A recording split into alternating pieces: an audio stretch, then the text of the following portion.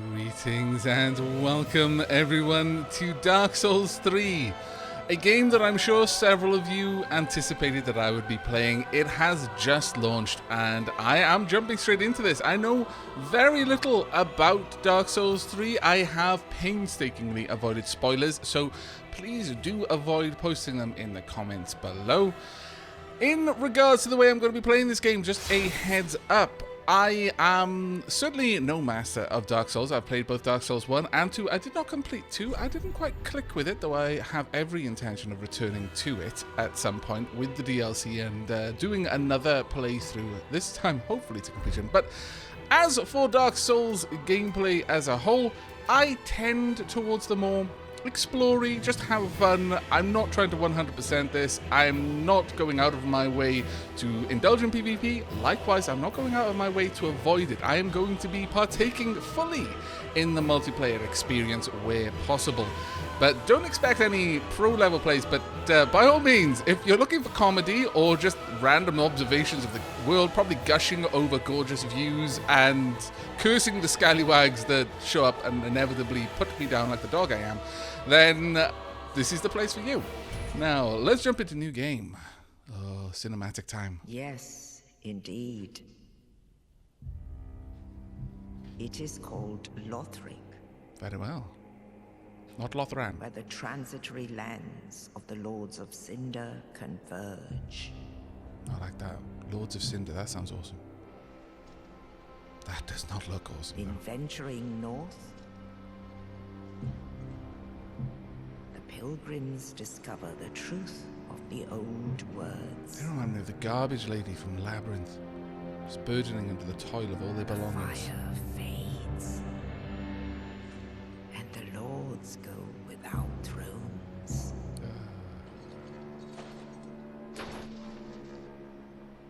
That does not look like a light sort of giant rock shell. Not at all.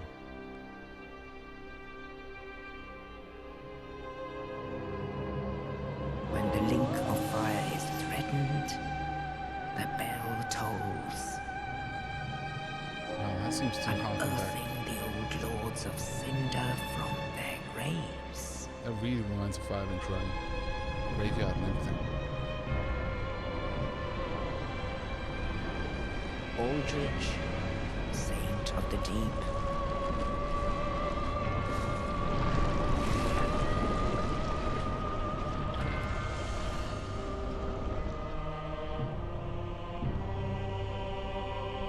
Farron's undead legion, the Abyss Watchers, Ah, as opposed to the Abyss Walker.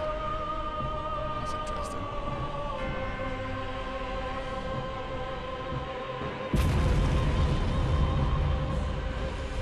and the reclusive lord of the profaned capital,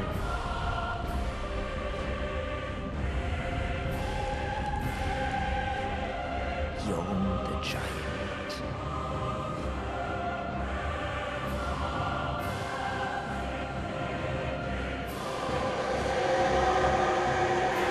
Okay, so you have Balrog giants. Gotcha. Only in truth, the lords will abandon their thrones.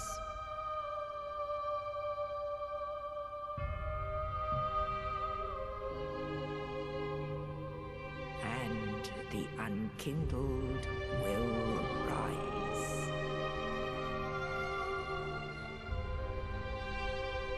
I love the flame terminology in this. The unkindled Lords of Nameless, Cinder. accursed undead, unfit even to be cinder. And so it is that ash seeketh embers. Was that you, Oscar?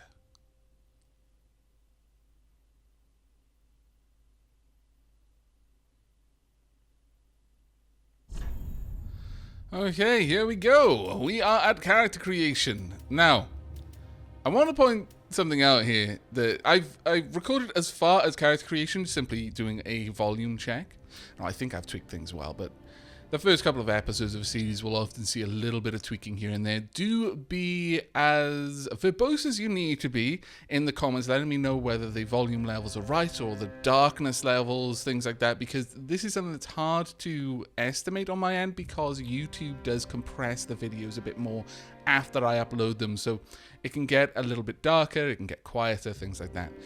Now, one thing I saw straight away that made me happy. Let me just quickly change something. We've got currently a night class. Let's go for the deprived. Actually, yeah, we'll go with deprived so the change is obvious. Select gender, female. Okay, you know, female, different shape, narrow shoulders, etc., etc. Obviously, breasts. Now, if we go back to being a knight,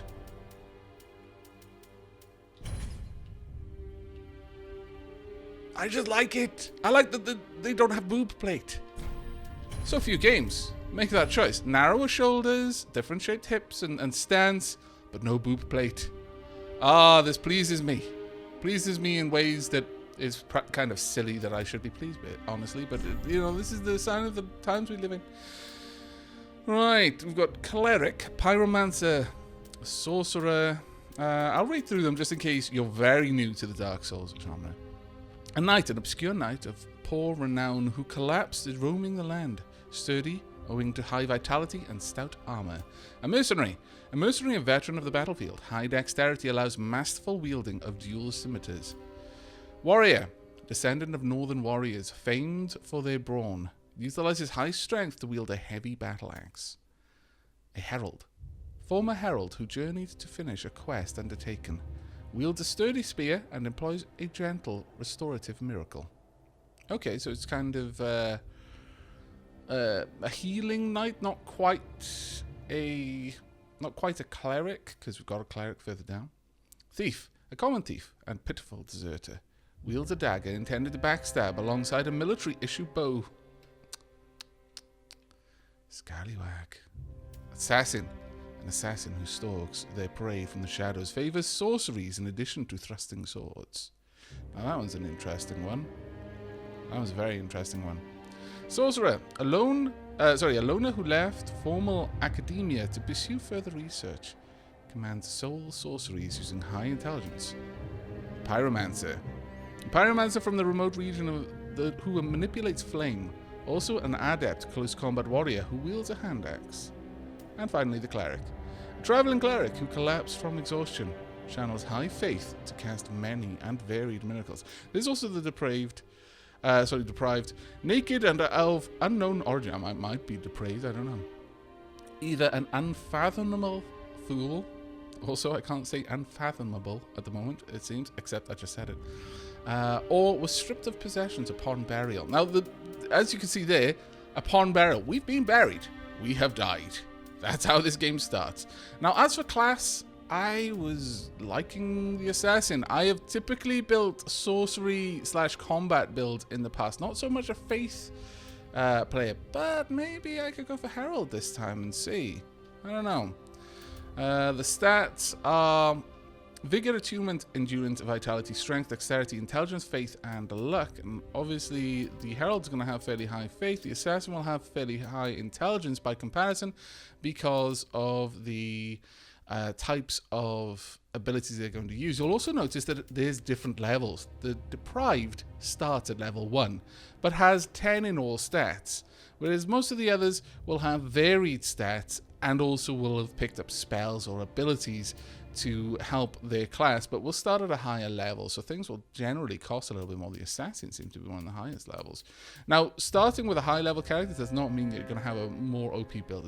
It's going to be built for a specific task, so if it's not the playstyle that you're going to be going for, you're just gimping yourself by having a high level character. You can't shift those stats around. Not easily anyway. But that being said, I am favouring the assassin. I am probably going to be rolling with the assassin. Burial gift. No sign of a burial gift or otherwise. Life ring. Ring set with a small red jewel. Raises maximum HP. Divine blessing. This is a consumable, I believe. Fully restores HP and cures ailments. Hidden Blessing. Pure. Blessed Holy Water. Fully restores FP. Now, faith points I'm going to say. Are there faith points now?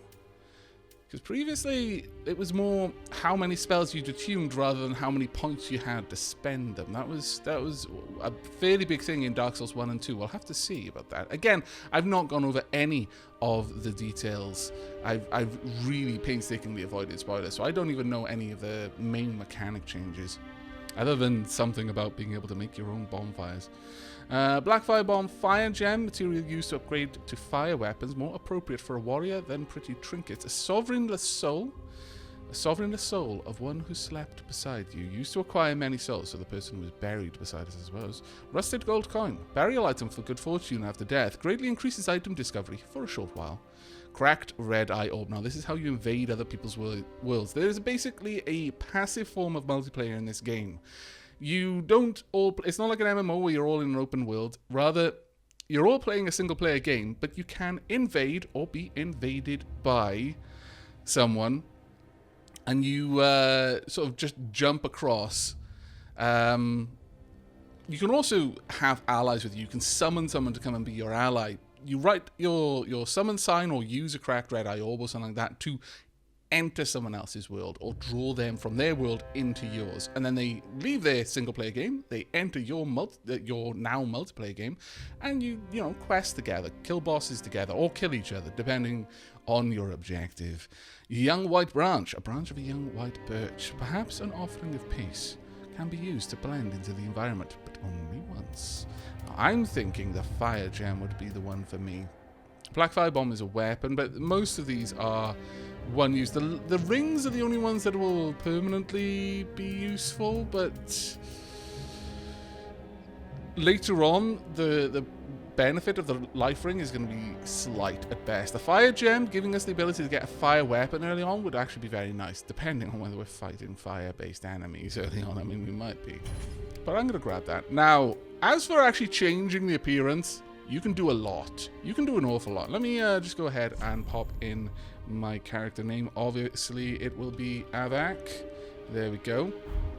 Now, in terms, we can go through like face presets and all this kind of stuff, build appearance. We can do a lot to change our character. But there's one or two things that I did want to just cover. I'd noticed. One was mature in this game is probably in your 50s, because, wow. I mean, life is hard in Dark Souls. Life is very hard. Food is scarce. Very, you know, this is pretty old. Then aged is like, yeah, okay, you're like maybe in your 70s, maybe 80s, I don't know. But you've lived a very long but hard life. So that's one thing, their idea of age. But let's actually find skin color. I think there was one for that. Build detail. No, where is that? Age. Where are we? Musculature. No. Is it perhaps under face presets? No. Build. There was one other thing that really did amuse me. There was one to do with age. Let's see. Face details, feature sharp, hair, blah, blah, blah, blah, blah. Cosmetics. Now, features, let's see. Yeah, here we are. Now, no, got a face. It's kind of tanned. The older we get, the more rotten we look. Our lips are green. Apparently, everyone either becomes merfolk when they get old in this world, or just moss starts growing on them. Either way, it amused me. It amused me quite a lot. But I'm going to save you the trouble of watching me go through character creation, because I'm going to spend a little bit of time here. And I'm going to pause the video here, and when we return, we will have ourselves a new character. So, see you soon. And welcome back. It has taken me much longer than I would care to admit to make this character. I have spent a long time customizing it, and I'm going to go over just a couple of the points that I thought were especially worthy of note in a moment. One thing, you can save a preset, which is amazing. So I've saved this preset, so no matter what changes I make, I can quickly reload it. But here's my character. You can't really see too much different right now, but there we go. We have gone for a fairly muscular build. I will note that it's pretty cool to be able to add beards and body hair right from the get-go with Dark Souls 3. In Dark Souls 1, you had to mod that in, but I've gone with a fairly athletic, quite muscular-looking build because I figured that someone who's been trained as an assassin has probably gone through a life of rigorous training and is probably at a sort of physical peak. Face, you can do a lot. Note that the two eyes, the yellow and the blue, that's just me deciding to have a yellow and blue eye. There are no presets for that. You can just color each iris independently. By the way, it's called coloring the pupil. That's not actually what I was doing. I was coloring the iris. Just a pro tip there for the translators. You don't color a pupil. A pupil is literally just an aperture in the iris. You color the iris. So yellow and blue, quote-unquote, pupil, you can color them anything you want. You've got full RGB control, and that's true of the skin as well, which is pretty amazing. Now, I wanted to go over the face presets because I didn't actually read through these, but commoner. The oh-so-plain face of a commoner. Everyone has imperfections, but a commoner without flaws is a rare creature indeed. Northern warrior. The face of a warrior, as if hewn from rock. It's been long whispered in jest. Northerners are born weathered and old. The features of a true blood. Blue of eye and fair of hair. A little reminder of Astoria's former glory. Dragon Academy student. Intelligent face with fine lines, often ribbed for looking like a apprentice. Okay. Caim novice. The face of a cheerless cleric of Caim. Novice is used as something of a derogatory term for men of the cloth. Katerina Merrymaker. The large eyes and mouth give this face a look of jubilation. From Katerina, known for its zest for life and love of drink. Now, the Knights of Katerina, we're all familiar with them if you played through Dark Souls 1. That tattoo, by the way, was specifically chosen for the color for the skin tone I went for. It looks a little bit weird on these skin tones, but Serpentine Traveller, an uncommon face defined by its narrow eyes and thin lips. Some praise it as the visage of a true dragon. Uniquely deformed face from the Great Swamp outcasts, or perhaps merely ugly. Prejudice births malcontents, and malcontents swarm to the Great Swamp. My lord, those eyes. Can you even see? Londor Shadow of Death. A lifeless face, almost that of a hollow. Londor is a realm of those hollow and old. And finally, this one caught me off guard. Erythlian. The feature of the old gods. As if from legend, they say children born like this are fated to be taken to the Boreal Valley. I was very, very tempted to go with this as my character's skin tone, but decided for something a little bit warmer in the end. And then obviously changed a lot of the position of features. You can do an awful lot in here. It doesn't give me any demonstration of the voices, which I was a little bit saddened by because I don't know whether this voice is going to sound too young or too whatever. But there's lots of different things. You can go in here, body hair, musculature, etc, etc. As for, let's see, face detail, you can go to the hair. There's lots of different things you can do in here. Lots of different hairstyles, which is actually pretty cool. But we can go through to tattoos and marks. Lots of different tattoos as well. You can change the colors and the position, the scale, all of that kind of stuff. It's all actually really, really quite nice. Cosmetics, a little bit hit and miss, honestly. If you apply any kind of cosmetics, it seems to, like, they just try to put their cosmetics on, I don't know, with a paintbrush. There's no fine control. You try to place on eyeliner, and really you're just colouring your whole eye socket for the most part. So that's a word to the wise. You can go with this, similar face, and it'll just generate a bunch of options around about the same thing. So you can, once you've got sort of the rough area, you could just keep hitting similar face and look for ones that are kind of what you want. But that's all we're going to be doing with character customization. My lord, it's been like 20 minutes and I haven't even got into the game yet. But yeah, that's part of the course with me. I spend a lot of time.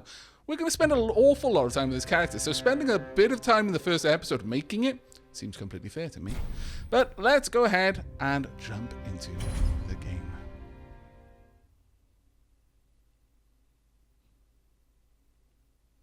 By the way, this is probably going to be a bit of a longer episode than normal, just because it's the first one.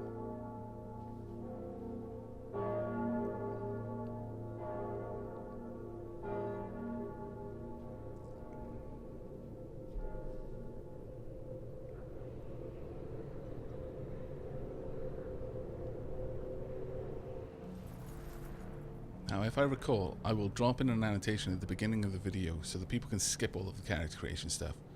But those who want to watch it can just carry on watching through it. Cemetery of Ash. Oh, it looks like it's been raining recently. Okay, right, well. Roll is B as ever. Okay, I can pull off quite a few rolls here. My lord. Block. Or parry, perhaps. Attack. No! Don't drink your Estus flask, you fool. One-handed. Okay, that'll be fast attack. Oh, that's parry, sorry. This is block, parry, and then heavy attack. Now, there are a couple of different things in this. A couple of different attack methods. There's like sword art, or rather weapon art. That's going to be something interesting to look into. Read the message. Camera control. Yes. Regular attack. We've already discovered this. Strong attack. Discovered this also. Okay. Target lock. Okay. There we go, I've locked. Farewell. Hello. Okay, that was just a weak attack and it killed it outright. Fair enough. Backstab. Alright, so control stick also lets me dodge. Up there is something, because there's other marks on the floor. Over here. Hello. No. What be here? Pilgrim remains. Oscar, not again! Really, dude? I'm gonna have a collection of Oscars by the end of this franchise. Ashen Estus Flask. Ah. Now. No idea what that does. Let's see if I can have a look. Inventory, equipment. Fill with Estus at bonfire. Restores FP. I guess that is faith points of some sort. Alright. Way of White Circle. Restore the link to other worlds. I've banished visiting phantom or return home. Okay, so I've got a black serpent separation crystal already. Got a fire gem. Spook. Mask noise of caster and prevent fall damage. Okay, so spook is a pretty nice one. That's basically a combination of multiple different spells from previous games. Got no ranged weapon yet, though. That's not so good. Okay, what else have we got here? Guard. Yes. Okay, well, I'm not actually sure which way is the way I'm meant to be going.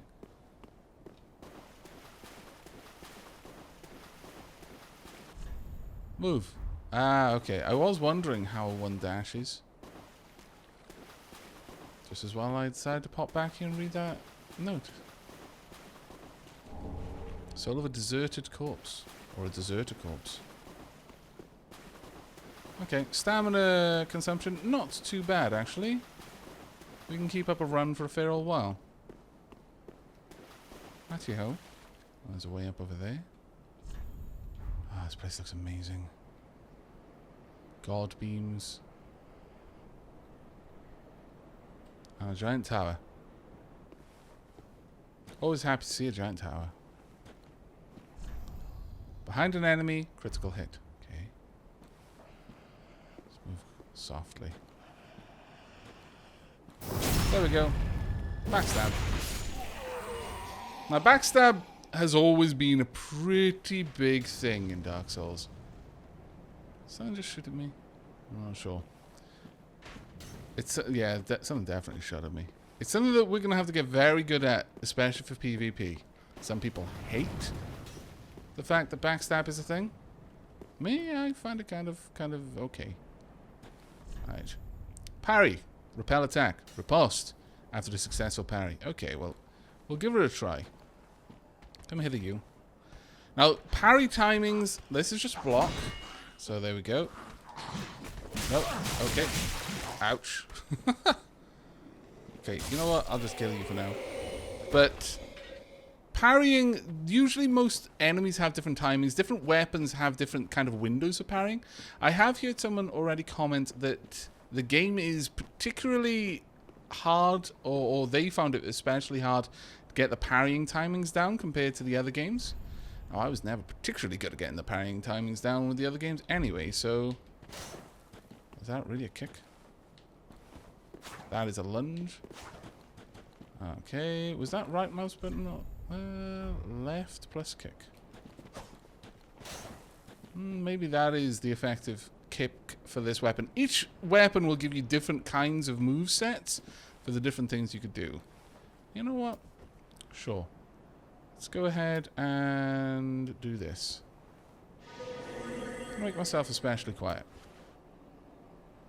Oh, I can't be heard. Hello. Oh, that is going to be such a good ability. Use item. Actually, yeah, sure. Let's go ahead and quaff and Estus. Restore my health a little bit. Okay, my footsteps are now lost. What was shooting at me earlier? Something definitely was. Why? Two-handed weapons. Left trigger while two-handing. Use right weapon skill. Okay. Ooh, my lord. Okay. I would like to try this out. Okay, let's not do that again. Oh. That wasn't quite a good parry, but I think I actually did parry it. I didn't quite watch. Though, interestingly, my Estus Flask is just getting lower rather than just flat out running out straight away. Am I only going to have one Estus Flask? Most of the games have multiple Estus Flasks. Most of the previous games, that is. I will be interested to find out. Oh, there's nothing there. I thought it was glowing because there was something there. Alas, there is not. I'd be very interested to find out if we're just going to be having one Estus Flask. Will there be a way to increase the capacity of the Estus Flasks in that case? Possibly. You never know. Turn back. Okay. I wonder how many people just took that advice. It's like, oh, alright then. Change weapons. Left, right, toggle items. Yes, we already know. Is there anything down here I need to know about? This looks like the way I'm meant to go, honestly. I want to go that other way, even though it says to turn back. You know what? I'm going to die. I've accepted this. It's fine. If I die going this way, it's okay. But I want to know. Really want to know.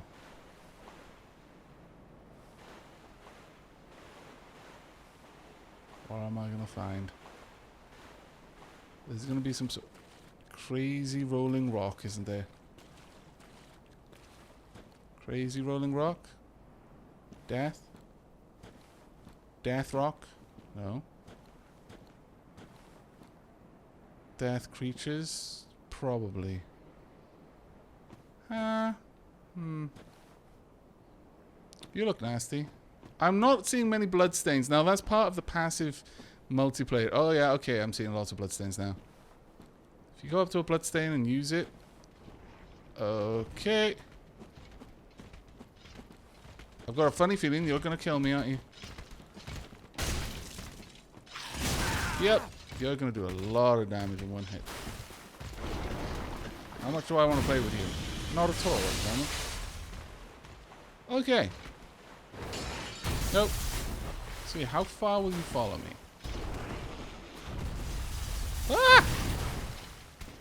Hey, you're really interested in this fight. You're not interested in me. Let me get away. Okay, we'll see. I'm probably going to die here with only none Estus Flask. Only none Estus is a pretty bad combination of how much Estus you've got. Nope. Oh, no, you. Can I just destroy that? Yes, I can. No idea how much life that thing has got. This is likely not going to help me, because it can see me. That's fine. Where are you going? Coming this way?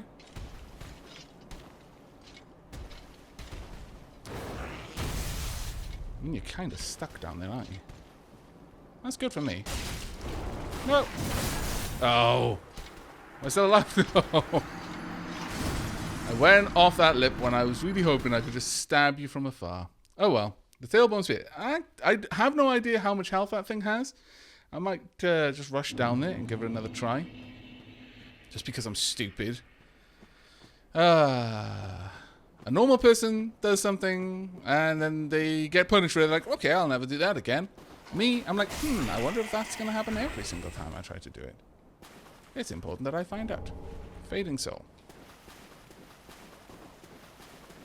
Is there anything down here that I need to pick up? Now, usually, item pickups don't respawn. Because once you picked it up, you've picked it up. Especially things like souls. But enemies will generally respawn. Nope. I'm not going to use this area to just grind and learn what I'm doing. Don't worry. You can be slain. Oh, there is a... That's my soul over there. Shows me how much... well, that's where I can go and gather my belongings from. Am I going to be able to parry this? Kind of. I didn't quite pull her off at the right time. It was a failed parry. You can kind of hear the metal on metal. I didn't get staggered by it, but I still took damage. Now, I believe that's how the failed parry system works. We're just going to go straight around to find... Grab that. Souls retrieved. Not that I had many before. Just slay you. And you. My weapon's fast enough not to worry too much about this. But there's something down there. This message. I don't think it went anywhere, so this is probably just a place for stupid people to die. Over and over and over and over again. I'll try it once more. Unless I make some seriously awesome progress. Now, it's going to be able to see me if it's looking this way. But I see that thing over there. I want it. Going to react to me? Yes, you are. Hello. Nope. Anything else in here? No, nope. I'm okay with just nicking all your stuff and then leaving. Goodbye. I don't need to fight you. You see, I may go to a dumb place, but it doesn't mean I'm going to do the same dumb thing over and over again. I do learn from my mistakes a little bit. Now, this will also be interesting to see how it paths. Does it follow me all the way? Nope. You see, going back and killing that thing probably is worth it. It's probably going to set me up nicely. But I've got a strong suspicion that its kind of attacks can't be blocked by me. We'd have to see, but let's just see where this place goes. That was definitely a dead end, so it's completely optional. Oh, that looks beautiful. That looks awesome. That looks even more awesome. Oh, my lord. I strongly suspect we're going to be able to walk all over that place. Every little part of it we'll be able to get to. Hey, bonfire. Let's go ahead and light this. Now, this is basically your saving mechanic. I will now come back here. I can rest at the bonfire to refill my Estus flasks, etc., etc. We are rest. One. What? Okay. Cemetery of Ash. I don't want to go anywhere. It looks like you can teleport between the bonfires, I guess. Switch icon. Touch the bloodstain. If you touch the bloodstain, you'll see how someone died. Usually. No? Okay. Rest at bonfire. Restore HP and Estus supply. There's someone down there. There's several summons down there. Now, one thing I'm really hoping for from this game is that it will be more like Dark Souls 1 in that it'll be twisty-turny all over the place. Okay, once again, took damage I didn't need to take. Unfortunate. I'm going to get that parry timing down. fancy I need to do it a little bit earlier than I do. While dashing. Oh, press. Right, I get you. So to get onto that coffin, we would want to dash and then jump at the last moment. Oh. Oh. Maybe yes. There we go. It's a nice fast weapon at the very least. Nope. Fading soul. Hello. The softer you walk, the quieter you are when you're walking. And by soft, I mean slow. Where does this go? Anywhere? This strikes me as a sort of game where I can pretty much go wherever I want to go. And some places are places I really don't want to go. Hello. Coming up here? Because I'm not going to come down there where you can just attack me. Come on. If you stack up, then I will. Damn it. That was a bit of a shame. And then... Nope. That fast attack. Note to you as well. A firebomb. That'll be useful. Now, I'm probably going to have to equip that, so let's quickly go and add that to my equipment. I would like this firebomb there.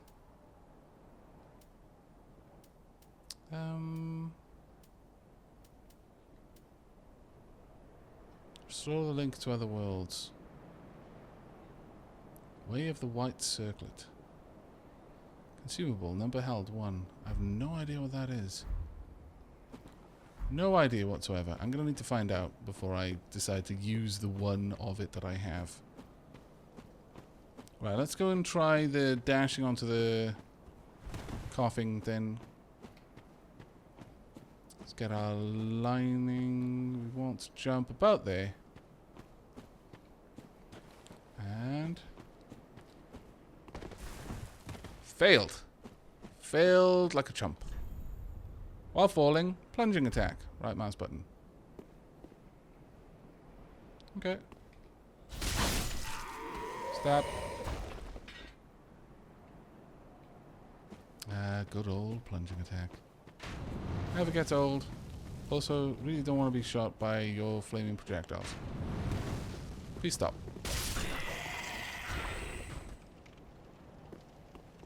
Let's see. How did you die?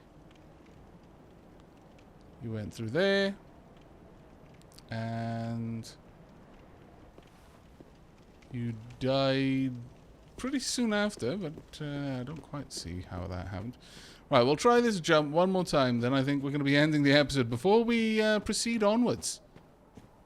In fact, I might end it once more by trying to kill that creature. And jump. Right, once more, I say, for the umpteenth time. Ha-ha! Titanite shard. Okay, we can use that to upgrade our weapons. It's a good enough way to wrap this episode up, I think. Wow, I say that. Wrap the progress part of this episode up and go back and die to that creature.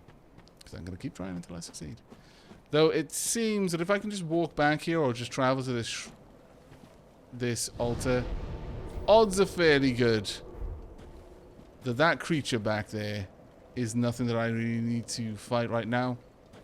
We'll go and give it one last try. But odds are pretty bloody amazing that I'm gonna flub it. Let's go ahead, hush ourselves. Now I can't make any noise even while running while this spell is active, so I can just run up, slay you. Run up, slay you. Nope. Okay. Round number 3, rather. Alright. Come hither. Let us fight. I'm not going to use my firebomb on you. I just want to have a nice old fight. Nope. Nope. Keep out of the way if we can. Come on, jump over here.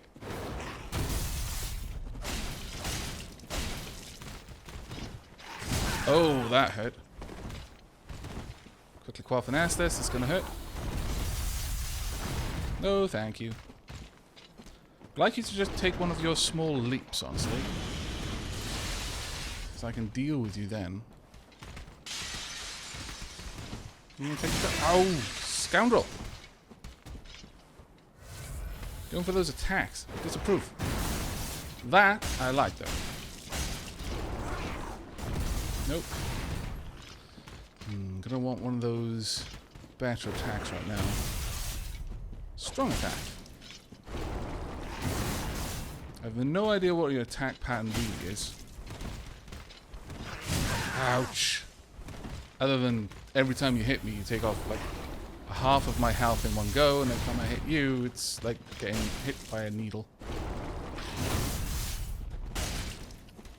Nope. Can't be too greedy here, though. I like that attack because it's easily telegraphed. Absolutely not. Okay, you might be staggered. But I am out of stamina and I need to be able to roll. Okay, no crazy crystal breath. Thank you very much. Someone here? Oh, damn it. There was clearly telegraphed to me. I'm being an idiot. Oh, scoundrel. Once again, clearly telegraphed. That kind of slithering motion is right before it makes some sort of rapid attack. Oh well. I'll easily be able to kill it. It's just I'm not going to go back there right now or in the beginning of the next episode. I'll probably just go and make a little bit of progress into this castle. Though, interestingly, I'm not hollow. I'm actually quite alive right now. That surprises me. In Dark Souls 2, you go hollow whenever you die. Same for Dark Souls 1, actually. We'll have to see how that's all working, but that'll all have to be discovered in the next episode. I hope you've enjoyed this one and will be joining me for the next. As ever, leave any comments in the comment section below, any feedback or tips you might have. Please do avoid spoilers, and a like on the video will let me know that you want to see more Dark Souls 3 in the future, but until then, do take care.